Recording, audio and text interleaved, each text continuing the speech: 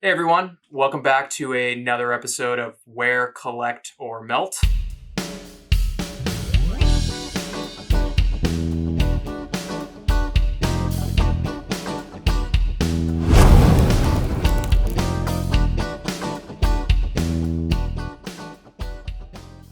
I'm Justin from EWC alongside my colleague Robert, and today we are talking about dual time, travel time, GMTs, whatever you want to call it. We are looking at watches where you can track more than one time zone.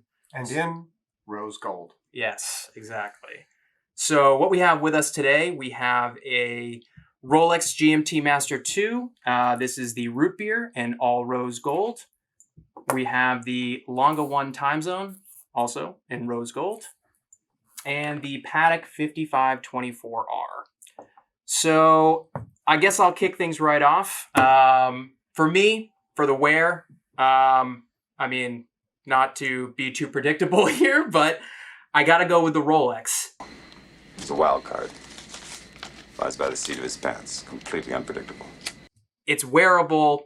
I'm a sucker for bracelets, just for an everyday thing. I don't normally dress up, as you can see. I'm dressed down. Robert looks nice. But, I just think it's easy.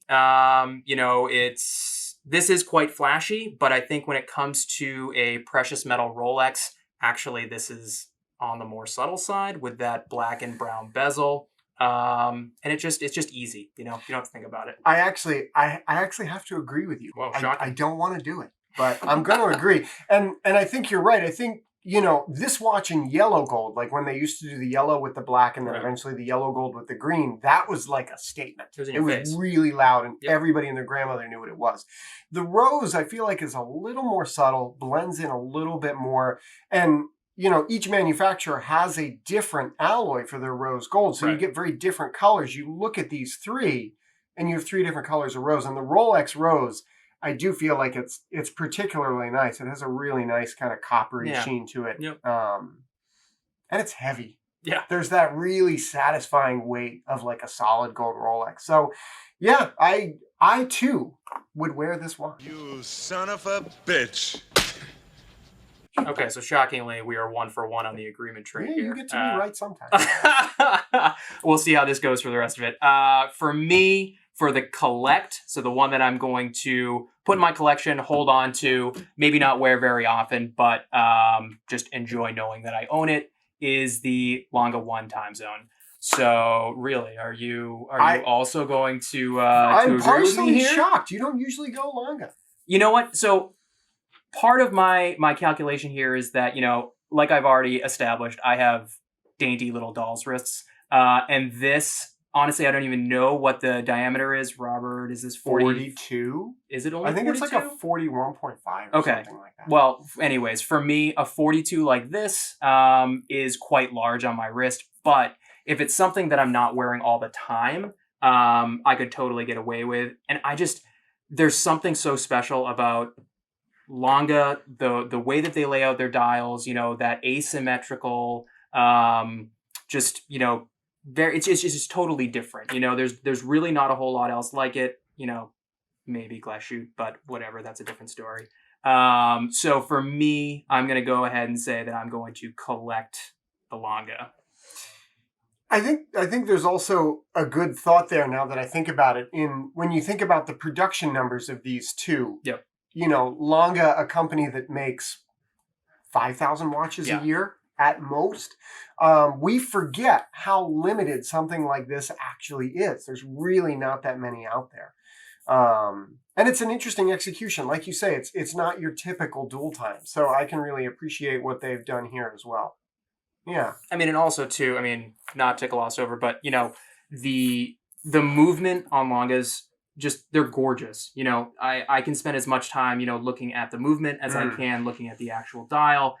Just the hand engraving, on the balance there, obviously this is not as interesting as, say, Datograph, but there's so much that's done purely for the sake of aesthetics. Right. And you have to admire that, like going above and beyond finishing in the name of functionality, which is where finishing originally comes from. It has a functional purpose, but Lange goes beyond that. and sure. does things, that don't really serve a mechanical purpose, but look stunning. Right. And you right. can't deny that. Absolutely. And you don't even see that. So once again, you are melting King Patek. I know, man. 2 in a row here. You- I mean, for me, I love the Patek Pilot line, the 5522, the 24, obviously the 20, even, some of the, like the 5320, just that more kind of clean dial aesthetic with the, the big Arabic numerals. And it's a funny thing to think about, because when this watch was first released in white gold,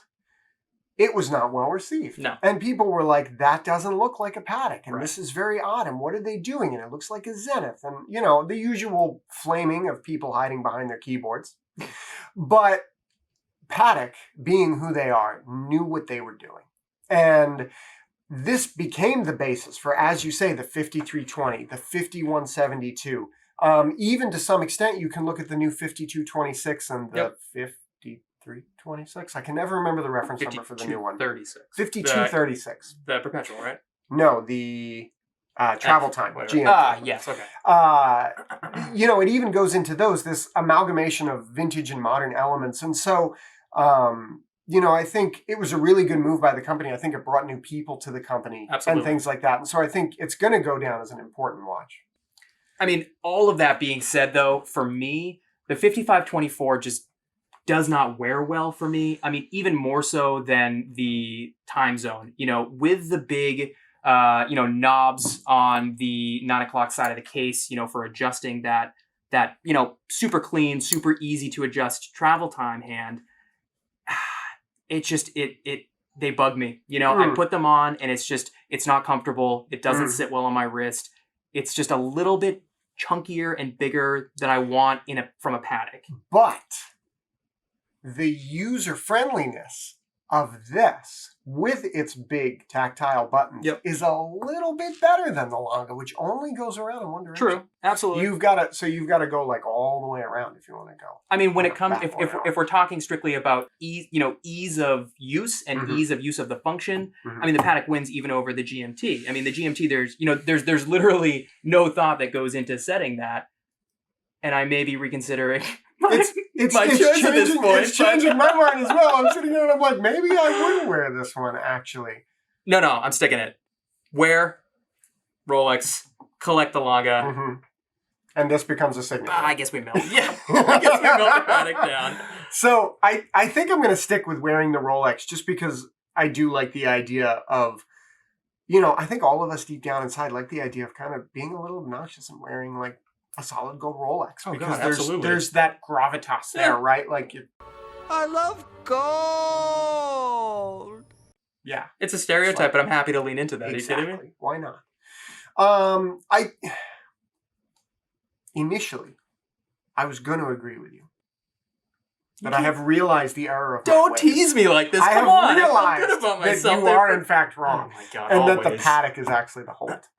Because I think in the long term, and this could be a while now, but I think in the long term, while this is less in number, I think this is going to be the watch where people look at this and they say, this was the beginning of this like 2020s era of Patek, where Patek is making some fantastic new models, and they're actually bringing something to the range that is meeting what, the customers want and looks fantastic, like all around. So I think actually I'm going to keep the Patek, and as much as I have utmost appreciation for German horology, I'm afraid this is gonna be metal. It's fine. You a reserve pile of melted metal. You or maybe reserve a the right to Cougarand or change your something. mind, but you know what?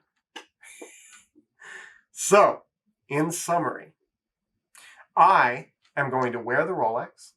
I am going to hold on to the Patek, and I'm going to melt the Lange. Thanks a lot for watching. We hope you like what you're seeing. If you have, differing opinions, you want to tell us both we're idiots, feel free in the comments. Yeah, we'd love to hear from you, actually. We're here for that. We'd also appreciate if you could like and subscribe, and we'll see you again real soon.